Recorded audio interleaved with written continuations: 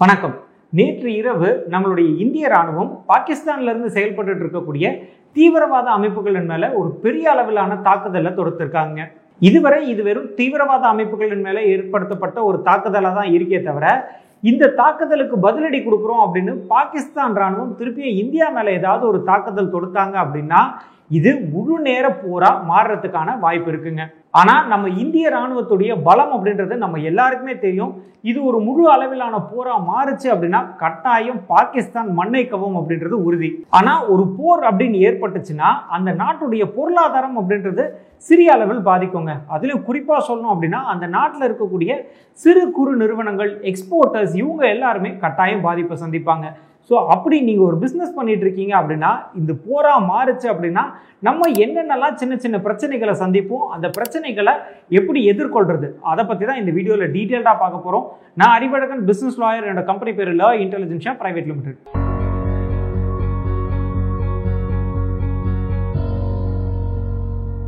இதுக்கு முன்னாடி இந்தியா சீனா ஒரு முறை போர் நடந்திருக்குங்க. அதே மாதிரி பாகிஸ்தானோட 2 முறை போர் நடந்திருக்கு.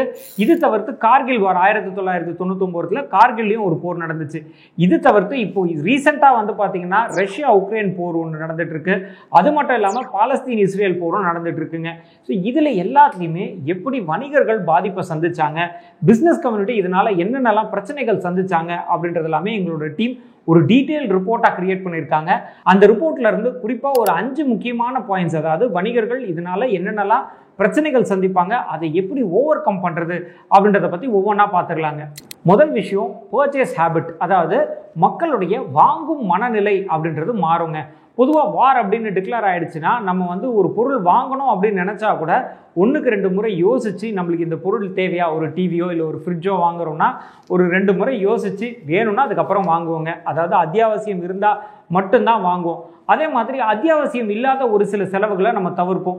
ஹோட்டலுக்கு போகிறது, அதே மாதிரி மூவிஸ் போகிறது, என்டர்டைன்மெண்ட், இந்த மாதிரியான விஷயங்களுக்கு செலவு பண்ணுறதுக்கு நம்ம வந்து தயங்குவோம். போர் வந்துருச்சுப்பா, இதுக்கப்புறம் நம்ம வந்து கொஞ்சம் சிக்கனமாக செலவு பண்ணிப்போம் அப்படின்ற மாதிரி நம்மளுடைய மனநிலை அப்படின்றது மாறுங்க.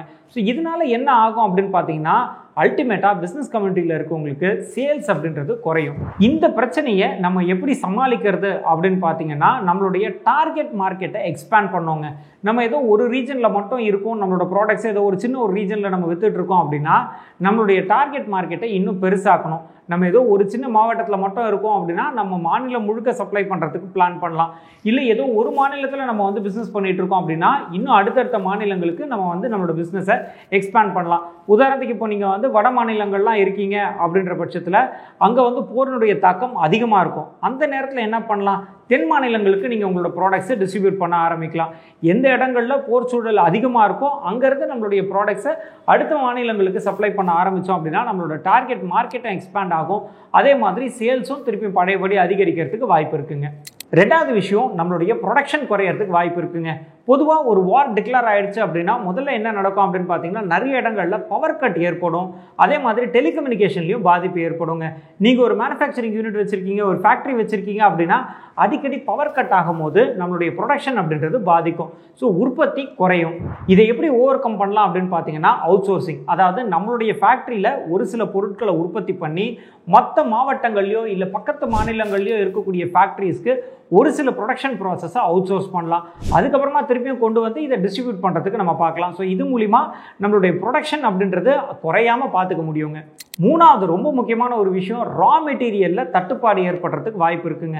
ரிசோர்ஸ், அதாவது நம்ம மேனுஃபேக்சர் பண்ணுறோம் அப்படின்னா அதுக்கு தேவையான ரா மெட்டீரியல்ஸ்லாம் நம்ம பல ஊர்கள்லேருந்து சோர்ஸ் பண்ணுவோம். சில சமயங்களில் சைனாவிலேருந்துலாம் நம்ம ப்ராடக்ட்ஸை ப்ரொக்யூர் பண்ணுவோம். ஸோ இப்போ இந்தியாவுக்கும் பாகிஸ்தானுக்கும் இடையில போர் வந்துருச்சு அப்படின்னா கட்டாயம் சைனாவிலேருந்து நம்ம இம்போர்ட் பண்ணுறதுக்கான பாசிபிலிட்டிஸ் குறையுங்க. ஸோ இதனால ரா மெட்டீரியல்ஸ் இல்லாமல் நம்ம ப்ரொடக்ஷன் இன்னும் போகிறதுக்கும் வாய்ப்பு இருக்குது. இதை எப்படி ஓவர் கம் பண்ணுறது? சோர்சிங், அதாவது இந்த ரா மெட்டீரியலை வேறு எந்த நாட்டிலேருந்து நம்மளால் ப்ரொக்யூர் பண்ண முடியும் அப்படின்றத நம்ம சோர்ஸ் பண்ண ஆரம்பிக்கணுங்க. அப்படி சோர்ஸ் பண்ணி கரெக்டான பையரை வேறு நாட்டிலேருந்து நம்ம ஐடென்டிஃபை பண்ணிட்டோம் அப்படின்னா கட்டாயம் நம்ம அங்கேருந்து உடனடியாக கொண்டு வரதுக்கு பார்த்து திருப்பியும் ப்ரொடக்ஷன் நிற்காமல் நம்ம வந்து ரன் பண்ண ஆரம்பிச்சிடலாம். இதன் மூலிமா நம்ம நாட்டுக்கே ஒரு நல்ல விஷயம் பண்ணுறோங்க. என்னென்னா சைனாவுடைய எக்ஸ்போர்ட் பாதிச்சுது அப்படின்னா அந்த நாட்டுடைய எக்கனாமி பாதிக்கும். ஸோ இதன் மூலிமா அவங்க என்ன பண்ணுவாங்க, பாகிஸ்தானை நம்ம நாட்டுக்கிட்ட அடிபணியறதுக்கு கம்பல் பண்ணுவாங்க. அவங்களுக்கு கொடுக்கக்கூடிய அந்த ஆர்ம்ஸ் எல்லாத்தையும் குறைப்பாங்க. ஏன்னா அவங்களோட எக்கானமி நம்மளோட நம்பி தான் இருக்குது. நம்ம தான் அங்கேருந்து நிறைய ப்ராடக்ட்ஸை இந்தியாவுக்குள்ளே இம்போர்ட் பண்ணிகிட்டு இருக்கோம். அதனால் அங்கே நிறுத்தணும் அப்படின்னா அவன் திருப்பி போய் பாகிஸ்தானை அடிபணிய வைப்பான். ஸோ இது நம்ம நாட்டுக்கே செய்யக்கூடிய ஒரு பெரிய நல்ல காரியமாக இருக்கும். அடுத்து 4வது எக்ஸ்போர்ட் பாதிக்கும். அதுவும் குறிப்பாக வந்து பார்த்தீங்கன்னா Iran, Iraq, Saudi Arabia, African countries இதுக்கெல்லாத்துக்கும் நம்ம எக்ஸ்போர்ட் பண்ணணும் அப்படின்னு பார்த்தீங்கன்னா அதுக்கு அரேபியன் சி தான் ஒரே ரூட்டாக இருக்கும். ஸோ இந்த ரூட் வழியாக நம்ம போகும்பொழுது பாகிஸ்தான் தீவிரவாதிகள் நம்மளுடைய கார்கோ ஷிப்ஸ் மேலே அட்டாக் பண்ணுறதுக்கான நிறைய வாய்ப்புகள் இருக்குங்க. ஸோ இதனால் என்ன பண்ணுவாங்க அப்படின்னா இம்போர்ட்டர்ஸ், அதாவது நம்மளுடைய பையர்ஸ் வந்து இந்தியாவிலேருந்து எக்ஸ்போர்ட் பண்ணுறதுக்கான வாய்ப்புகளை குறைப்பாங்க. ஸோ எக்ஸ்போர்ட் ஆப்பர்ச்சுனிட்டிஸ் நம்மளுக்கு நிறைய மிஸ் ஆகிறதுக்கான வாய்ப்புகள் இருக்குங்க. இதை எப்படி ஓவர் கம் பண்ணுறது அப்படின்னு பார்த்தீங்கன்னா இதுக்கு ஆப்போசிட் டைரக்ஷனில் இருக்கக்கூடிய ஆஸ்திரேலியா, மலேசியா, சிங்கப்பூர் இந்த மாதிரியான நாடுகளுக்கு நம்மளுடைய ப்ராடக்ட்ஸை எக்ஸ்போர்ட் பண்ணுறதுக்கு நம்ம முயற்சிகள் எடுக்கலாம். இது மூலிமா என்ன ஆகும், போர் முடிஞ்சிருச்சு அப்படின்னா அதுக்கப்புறமா நம்மளுக்கு 2 பையர்ஸ் இருப்பாங்க. ஒன்று இந்த சைடில் இருக்கக்கூடிய ஈரான், ஈராக், ஆப்பிரிக்கன் கண்ட்ரிஸ் அந்த நாடுகளுக்கும் நம்மள எக்ஸ்போர்ட் பண்ணலாம். அதே மாதிரி இந்த சைடில் இருக்கக்கூடிய சிங்கப்பூர், மலேசியா இந்த மாதிரியான நாடுகளுக்கும் நம்ம எக்ஸ்போர்ட் பண்ணுறதுக்கான வாய்ப்புகள் அதிகரிக்கும். ஸோ இப்போவே அடிஷனல் பையர்ஸை சோர்ஸ் பண்ண ஆரம்பிச்சிருங்க. கடைசியாக கவர்மெண்ட் ஸ்கீம்ஸ். அரசாங்கம் ஸ்டார்ட் அப் கம்பெனிஸையும் எம்எஸ்எம்இஸையும் என்கரேஜ் பண்ணுறதுக்காக நிறைய ஸ்கீம்ஸ் கொடுத்துருக்காங்க. குறிப்பாக சொல்லணும் அப்படின்னு பார்த்தீங்கன்னா PMEGP scheme, Mudra loan, start up India scheme இந்த மாதிரியான நிறைய கடன் திட்டங்கள்லாம் கொடுத்துட்ருக்காங்க.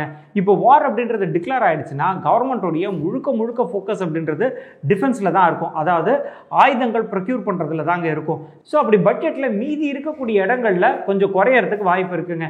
இந்த காரணத்தினால உங்களுக்கு வந்து கவர்மெண்ட் ஃபண்டிங் கிடைக்கிறதுல கொஞ்சம் டிலே ஆச்சு அப்படின்னா இந்த சிச்சுவேஷனை எப்படி மேனேஜ் பண்ணுறது, இதுக்கு 2 விஷயம் ஃபாலோ பண்ணலாங்க.